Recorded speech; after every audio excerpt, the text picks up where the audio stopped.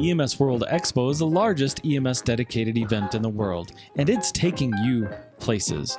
And now we bring you Stories from Expo.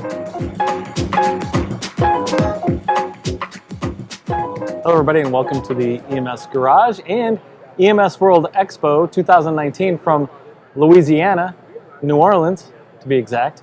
And we're also talking about stories from Expo, and I'm really happy that EMS World has brought us out here to do our podcasting and really bring you some of the inside stories from EMS World.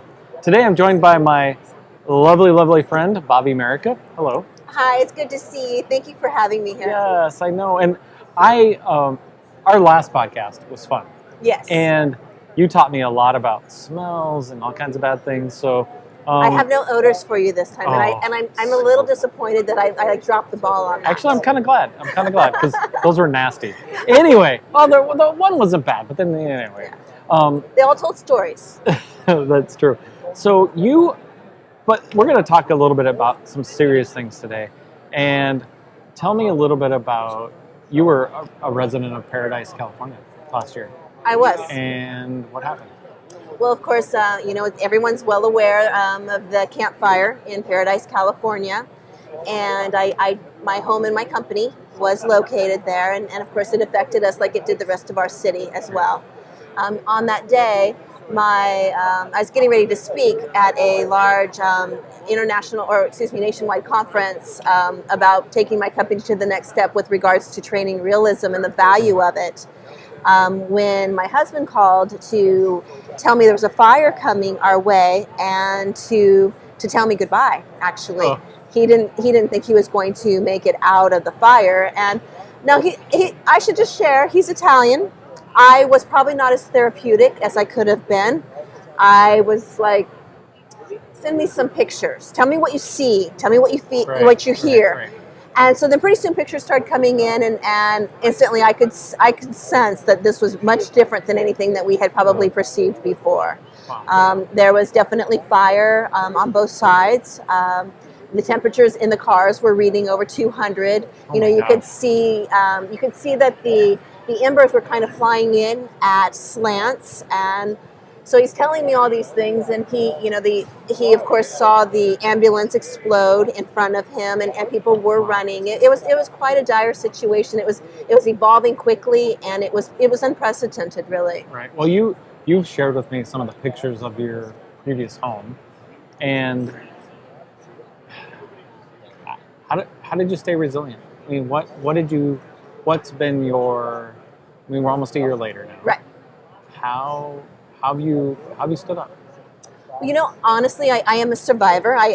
Most people will say, the word used is Bobbie's got moxie, and I think moxie works. On the day he actually called, I actually stepped up on that stage and gave my speech. Wow. And I just want to bring it back. That was part of the simulation-based training that I've studied and brought forth, is that, I actually knew what to do. I knew to look for structures that maybe had some cement in them. In my mind, I was attempting to calculate, a fire moving that fast, do gases build up on it? Right. It was unique, even just studying simulation-based scenarios based on those pieces, how much that data imparts on you. But your question specifically was resilience. Resilience is something we all strive for. It's something we attempt to build in, and simulation helps to do that. It builds in those neuroscience pieces based in cognitive decision making, and the more you're exposed to anything, the stronger ideally you're going to be through it. I didn't ever get the opportunity prior to practice what I preached. Right. But I now get to say that I have practiced what I have preached, and most people said yes. When Bobbie shows up, she's like, simulation-based training based in what you see, feel, hear, and smell. It's like, I'm like, yes, this is what we're doing. But I can tell you without a doubt, having experienced it myself, it absolutely imparts that data even under absolute duress. Right. So because of that, you've created a new thing for children. Tell me a little bit about that. And was that part of your healing? Interestingly enough, I had actually created a child's training coloring book. And her name's Aoife, and she's Irish, she's the strongest woman warrior in the world, and she was specific to active shooters based in TECC. And it had to do with buddy care, self-care, things like that. After my own event, I realized that what we really had was a resilience-based issue, and you could see it in our police, in our fire, in our veterans, even in our military with the incidences of suicide and things like that. And it occurred to me that if we brought this training back in a formatted standardization that showed them how to do resilience-based training amongst themselves, not just to calm themselves during these situations, but do buddy care, basic life support care. These were simple, attainable goals we could teach our children in coloring formats. Even let them color out their own worries page. We come to the scenario thinking we have those answers. But let's ask our children, what are you afraid of? And then listen to what those answers are, because we can probably alleviate some of that. Right. And then from there, we have some basic storytelling. It's a whole family. There is a wolf puppy that's involved. There's a bird. His name is Major, and he flies ahead and he scouts out trouble. The wolf's name is Dakota, and it's also a musical note. And so the story follows along. It builds in music, it builds in rhymes, it builds in all these basic life support things that really we can impart to our children and give them the tools to be resilient that ideally they're going to take forward into these other professions. I'm excited to see where she's going to go. That's awesome. And so how can people find that information? Or what are you doing with it? How are you getting it out there? Are you creating it? Creating a comic book? I mean, what are you going to do with it? Yeah, those are great questions. She's young. She's young in her process. And so, like I said, she was part of my healing. You end up in a mass casualty, and even as much as you understand it, you study it, there's that healing part of, well, I'm not going to lie, I hit the ground running. Within 2 weeks, I was back out the door, hitting the ground, rebuilding my business model, and then within 6 weeks the company was rebuilt, even with all the forensic casts that were there. Right. So I was a little busy for a while. Right.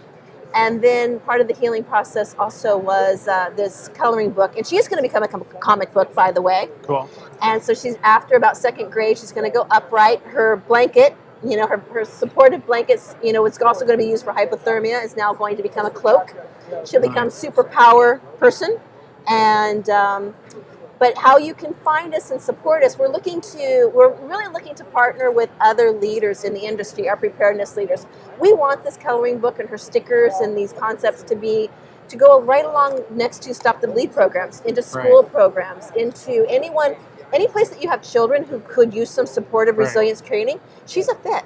Wow. And we're going to build out these separate stories that tell different things. So we're going to build in the comic book part, the coloring books, and ideally we're going to have a series started about her too. But she has been very healing, and I'm not going to lie, I'm partial to her. Oh, I bet. Well, what's really remarkable in you and in what you've done is you're very creative. Right. And so what it tells me is that when we go through times of struggle or strife, rely on what you know, right? Right. And that's what you've done. You went, I love creating. Right. I love creating real simulation, and I like creating. And now I've taken my talent in another way, and correct. And that's it's laudable and it's amazing. I mean, I can't even tell you how much I respect you for that, and that's very. It just blows me away that you've been able to take that and do something else with it, because we heard stories today at the keynote about a gentleman that one of the paramedics was stabbed on scene, and his journey, and then to hear how you've dealt with that. So what have you done in Paradise since then? Have you guys gone back? Have you given that? Are you going to give that to the people of Paradise? I mean, what are you going to do in Paradise? Well, we'd like to take our coloring pages and start, bringing them out to the community. And Right. If somebody wants to reach out to me, we'll make some of those coloring pages available. Nice. And she's going to be in a book, a coloring book. She's going to go along with these stickers and stories. We want to take her. I mean, honestly, I have big plans for her. It's not a 500-person group of people. I mean, I want her to impart her strengths, not just to our young girls who also need this iconic figure, but even our boys are going to be able to resonate with, our little wolf puppy. And there's all these different characters working together and solving mysteries that are related to active shooter and stuff, and supporting each other, but then not even recognizing sometimes bad things happen. Right.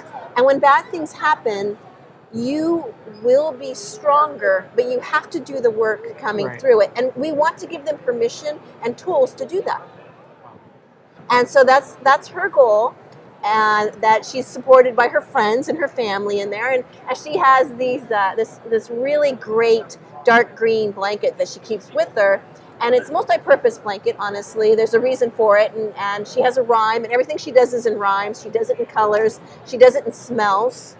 Oh, shocking from you. Yes, but you know, it's even like, and kids love stuff like this. So like even when something happens, like she has a bracelet actually, and the bracelet has 2 points on it.